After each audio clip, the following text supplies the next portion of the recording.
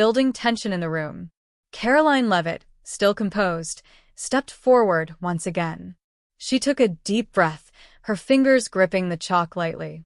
With a confident nod, she glanced at the problem. The symbols sprawled across the board were intimidating, designed to break even the sharpest minds. But she wasn't just anyone. "Interesting choice, Professor," she said, her voice unwavering, carrying a hint of amusement. "Let's see what we have here." The moment her chalk touched the board, the room fell silent. Every eye was locked on her, every breath held. She carefully broke down the equation, isolating variables, applying logarithmic differentiation with fluid ease. A few students exchanged glances, their initial doubt shifting to admiration.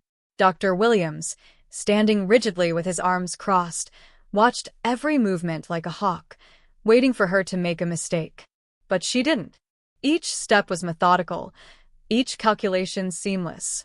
Halfway through, she paused, turned slightly, and said, "You see, derivatives aren't just about solving equations. They're about understanding how things evolve, how systems change over time, like how political trends shift or how public opinion sways." A murmur rippled through the crowd. Even some students who weren't fans of hers nodded in appreciation. She was turning this into a lesson far beyond just mathematics. Minutes later, she placed the chalk down. The final answer sat on the board, perfectly simplified. She turned to Dr. Williams with an arched brow. "Is this what you were looking for, Professor?" she asked, her tone polite but challenging.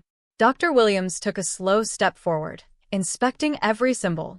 His eyes darted across the solution, his mind searching desperately for an error, anything to discredit her. But there was nothing. It was flawless. He cleared his throat, his fingers tightening around the chalk.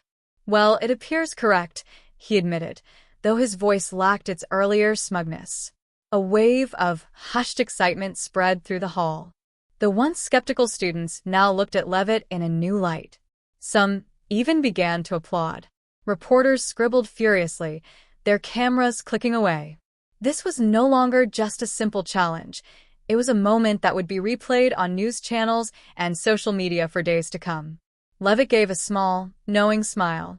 "Thank you for the challenge, Professor," she said smoothly. "I always appreciate a good problem." Dr. Williams' jaw tightened. He had set the trap, but she had walked through it unscathed. No, victorious. His grip on the chalk loosened, his confidence shaken. Before he could respond, a student from the front row raised a hand. "Miss Leavitt," he said hesitantly, "how did you learn calculus so well?" She turned to the student, her eyes warm. "I didn't just learn it, I used it. Back in my university days, I taught myself advanced math to analyze election trends and voter behavior. Math isn't just numbers on a board, it's a way to understand the world around us." A few students nodded, others whispering amongst themselves. Dr. Williams, still standing beside the board, exhaled sharply. "Well then," he muttered, his voice quieter than before, "it seems we have underestimated our guest." With that, the class ended, but the energy in the room lingered. As Karoline Leavitt walked back to her seat, she knew she had changed some minds that day. Maybe not Dr. Williams, but certainly some of the students. Glasses slipping down her nose, hesitantly raised her hand. Maybe we start by simplifying the exponents," she suggested nervously. Leavitt nodded encouragingly. "Great idea. Let's break it down step by step." Dr. Williams' smug expression wavered. This wasn't the reaction he expected. Instead of crumbling under pressure, Leavitt had flipped the situation entirely. She wasn't just proving her intelligence, she was showing leadership. A few more students hesitated, then slowly leaned in. "The second term looks like a separable function," a guy in the front row muttered. "Good catch," Leavitt said, her chalk moving swiftly across the board. She paused, glanced back at them. "Anyone else?" Momentum built. A red-haired student pointed out a trick for simplifying the integral. Another suggested using substitution. Suddenly, the room was alive with energy. Students who had once doubted her now engaged in solving the very problem meant to defeat her. Dr. Williams tightened his grip on his arms, watching in disbelief. The students, once eager to see her fail, were now working with her. After a few minutes, the equation neared completion. Leavitt turned to a bespectacled girl in the back. Final step.